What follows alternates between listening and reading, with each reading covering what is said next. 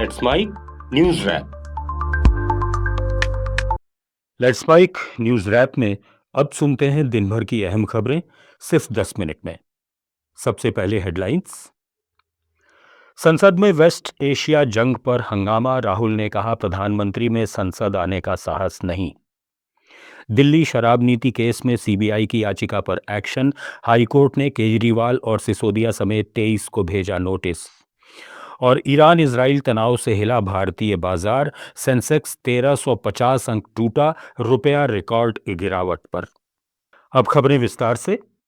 संसद के बजट सत्र के दूसरे चरण के पहले दिन लोकसभा और राज्यसभा में अमेरिका, इजराइल और ईरान जंग को लेकर जमकर हंगामा हुआ। विपक्ष ने पश्चिम एशिया में बने हालात पर तुरंत चर्चा की मांग की और वी वांट डिस्कशन के नारे लगाए। इस दौरान विदेश मंत्री एस जयशंकर ने सदन को बताया कि भारत गल्फ देशों में फंसे भारतीयों की सुरक्षित वापसी और संभावित एनर्जी संकट से निपटने की तैयारियां कर रहा है। उन्होंने कहा कि फिलहाल ईरान की लीडरशिप से संपर्क करना मुश्किल है, लेकिन भारत शांति और बातचीत के पक्ष में है। In view of the implications of this conflict for our energy security, I also seek to address that particular concern. Government remains committed to ensuring that fully taking into account availability, costs and risks of the energy markets. For us, sir, the interest of the Indian consumer has and will always be the overriding priority. Where required, Indian diplomacy has supported the endeavors of our energy enterprises in this volatile situation.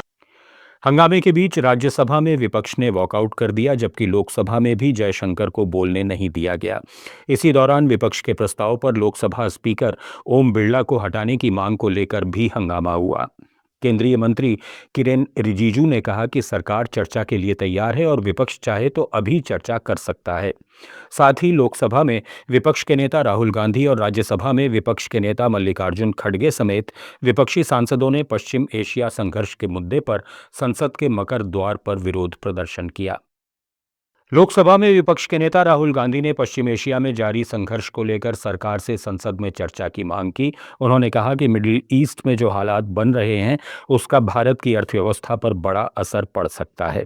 इस संकट से देश को कितने पैसों का नुकसान होगा और इसका असर तेल की कीमतों से लेकर आम लोगों की जेब तक पड़ेगा। जब इतना बड़ा वैश्विक संकट सामने है तो इस पर संसद में चर्चा करने में क्या दिक्कत है। संसद परिसर में मीडिया से बातचीत में राहुल गांधी ने कहा कि ये जनता से जुड़ा अहम मुद्दा है, इसलिए विपक्ष चाहता है कि पहले वेस्ट एशिया के हालात पर चर्चा हो, उसके बाद सदन में दूसरे मुद्दों पर बात की जाए। वहीं समाजवादी पार्टी के प्रमुख अखिलेश यादव ने भारत की विदेश नीति को लेकर केंद्र सरकार पर सवाल उठाए। संसद परिसर में ही मीडिया से बातचीत में उन्होंने कहा कि आज हालात ऐसे बन गए हैं कि अमेरिका ये तय कर रहा है कि भारत को किस देश से तेल खरीदना चाहिए। ये देश की स्वतंत्र विदेश नीति से जुड़ा गंभीर मुद्दा है और इस पर संसद में खुलकर बहस होनी चाहिए।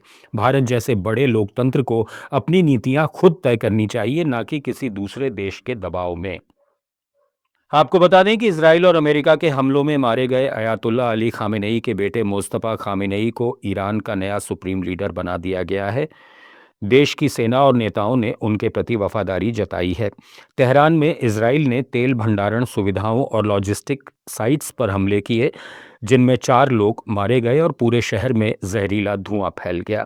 कुल मिलाकर ईरान में अब तक 1300 से ज़्यादा लोग मारे जा चुके हैं और हज़ारों घायल हैं। ईरान ने जवाबी कार्रवाई में इजराइल पर मिसाइलें दागीं। तेल अवीव, हाइफा और दिमोना समेत कई शहरों में सायरन बजे और 13 इजरायली मारे गए, 1900 से ज़्यादा घायल हुए। साथ ही ईरान ने बहरीन के सित्रा द्वीप पर ड्रोन हमला किया, जिसमें 32 लोग घायल हुए। सऊदी अरब में 2 मौतें हुईं और कुवैत में 6 लोग मारे गए। दोनों तरफ से आरोप प्रत्यारोप जारी है। इजराइल कह रहा है कि वो ईरान की सैन्य ताकत को ख़त्म कर रहा है, जबकि ईरान इसे बिना वजह का हमला बता रहा है और मुंहतोड़ जवाब देने का दावा कर रहा है। इस बीच रूसी राष्ट्रपति व्लादिमीर पुतिन ने कहा कि रूस मौजूदा संघर्ष के बीच ईरान के साथ मजबूती से खड़ा है। पुतिन ने मुस्तफा खामेनेई को ईरान का नया नेता बनने पर बधाई भी दी और तेहरान को अटूट समर्थन देने की बात दोहराई। दिल्ली शराब नीति केस में दिल्ली उच्च न्यायालय ने पूर्व मुख्यमंत्री अरविंद केजरीवाल, पूर्व डिप्टी सीएम मनीष सिसोदिया समेत 23 आरोपियों को नोटिस जारी कर जवाब मांगा है। दरअसल 27 फरवरी को राउज एवेन्यू कोर्ट ने इस मामले में सभी आरोपियों को बरी कर दिया था, जिसे सीबीआई ने हाई कोर्ट में चुनौती दी है।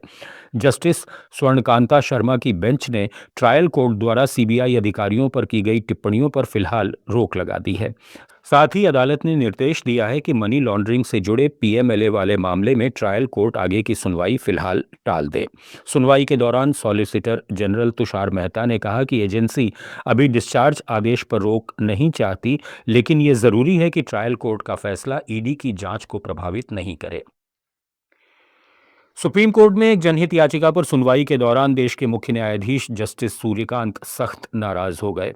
दरअसल एक वकील ने खुद याचिकाकर्ता बनकर ऐसी पीआईएल दाखिल की जिसमें शराब के लिए फिक्स्ड प्रिस्क्रिप्शन अनिवार्य करने, तामसिक भोजन पर नियम बनाने और प्रॉपर्टी रजिस्ट्रेशन समेत कई अलग अलग मुद्दे एक ही याचिका में उठा दिए गए थे। मामला जब सीजेआई सूर्यकांत की अध्यक्षता वाली बेंच के सामने आया तो उन्होंने याचिका को सुनवाई योग्य मानने से इनकार कर दिया और तीखी टिप्पणी करते हुए कहा कि ये दिमाग नहीं लगाने का एक और उदाहरण है। उन्होंने याचिकाकर्ता से पूछा कि क्या ऐसी पिटीशन आधी रात को बैठकर ड्राफ्ट की जाती हैं। कोर्ट ने याचिका को खराब ड्राफ्टिंग और बेबुनियाद मांगों का हवाला देते हुए तुरंत खारिज कर दिया। साथ ही चेतावनी दी कि अगर भविष्य में इस तरह की पिटीशन दाखिल की गई तो भारी जुर्माना लगाया जाएगा और सुप्रीम कोर्ट का समय बर्बाद करने की अनुमति नहीं दी जाएगी। दिल्ली दंगों के आरोपी शर्जील इमाम को कड़कड़डूमा कोर्ट से बड़ी राहत मिली है। कड़कड़डूमा कोर्ट ने उन्हें 10 दिन की अंतरिम जमानत दी है। अदालत ने शर्जील इमाम को 20 मार्च से 30 मार्च तक अपने भाई की शादी में शामिल होने और बीमार मां की देखभाल करने के लिए यह राहत दी है। एडिशनल सेशन जज समीर वाजपेयी की अदालत में शर्जील के वकीलों ने दलील दी कि परिवार में उनकी मौजूदगी ज़रूरी है और उनकी मां की तबीयत भी काफ़ी ख़राब है। इन दलीलों को देखते हुए कोर्ट ने मानवीय आधार पर अंतरिम जमानत मंजूर कर ली। गौरतलब है कि शर्जील इमाम पर 2020 दिल्ली दंगों से जुड़ी साजिश के आरोप हैं। साल 2020 में नागरिकता संशोधन कानून और एनआरसी के विरोध के दौरान दिल्ली के कई इलाकों में हिंसा भड़क गई थी, जिसमें 53 लोगों की मौत हुई थी। शंकराचार्य स्वामी अविमुक्तेश्वरानंद सरस्वती पर बटुकों से यौन उत्पीड़न की एफआईआर कराने वाले आशुतोष महाराज पर चलती ट्रेन में जानलेवा हमला करने के मामले में डॉक्टर स्वाति अघोरी नाम की एक युवती ने फेसबुक पोस्ट के जरिए हमले की जिम्मेदारी लेने का दावा किया है। खुद को सनातनी बेटी बताने वाली और उत्तराखंड के गंगोत्री की रहने वाली स्वाति ने शंकराचार्य की अनन्य शिष्या होने की बात कही है। आशुतोष महाराज का कहना है कि स्वाति अघोरी शंकराचार्य के शिष्य मुकुंदानंद की गर्लफ्रेंड है, जबकि शंकराचार्य के मीडिया प्रभारी योगीराज सरकार ने साफ कहा कि उनका स्वाति से कोई संबंध नहीं है और वे उसे जानते तक नहीं हैं। दक्षिण कोलकाता के कालीघाट मंदिर में दर्शन करने गए मुख्य चुनाव आयुक्त ज्ञानेश कुमार के खिलाफ फिर वापस जाओ के नारे लगाए गए और काले झंडे दिखाए गए। मौके पर मौजूद पुलिस कर्मियों द्वारा स्थिति को नियंत्रण में करने के बाद मुख्य चुनाव आयुक्त मंदिर दर्शन कर सके। रविवार रात को भी हवाई अड्डे के पास कुमार के खिलाफ प्रदर्शन हुए, जिसमें एसआईआर को लेकर विरोध जताया गया। उनका काफिला जब हवाई अड्डे से निकल रहा था तभी टीएमसी कार्यकर्ताओं ने उन्हें काले झंडे दिखाते हुए वापस जाओ के नारे लगाए। भारतीय शेयर बाजार में सोमवार को भारी गिरावट देखी गई, क्योंकि पश्चिम एशिया में जारी तनाव और ईरान इजराइल संघर्ष की आशंका से निवेशक डरे रहे। सेंसेक्स 1352 अंक यानी 1.71% टूटकर 77,566 पर बंद हुआ। निफ्टी 422 अंक यानी 1.73% गिरकर 24,028 पर आ गया। बैंकिंग, ऑटो, फाइनेंशियल और मेटल सेक्टर में सबसे ज़्यादा 3 से 5% तक की गिरावट आई।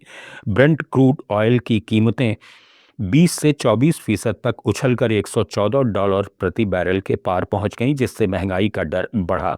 विदेशी निवेशकों ने पिछले दिनों भारी बिकवाली की, जबकि घरेलू खरीदारी से बाजार को कुछ सहारा मिला। वैश्विक बाजारों में भी तेज गिरावट रही। इंडिया फेयर इंडेक्स 21% चढ़कर 24.04 पर पहुंच गया, जो बाजार में बढ़ती अस्थिरता दर्शाता है। इधर भारतीय रुपया आज अमेरिकी डॉलर के मुकाबले अपने अब तक के सबसे सबसे निचले स्तर पर पहुंच गया। डॉलर की मांग बढ़ने और सुरक्षित निवेश की ओर रुझान से रुपया 92.5 के आसपास टूटकर रिकॉर्ड निचले स्तर पर आ गया है। न्यूज रैप में फिलहाल इतना ही। जुड़े रहिए लेट्स माइक के साथ। आप सुन रहे थे let's mic more than radio. Follow कीजिए हमें हमारे सोशल मीडिया प्लेटफॉर्म्स पर।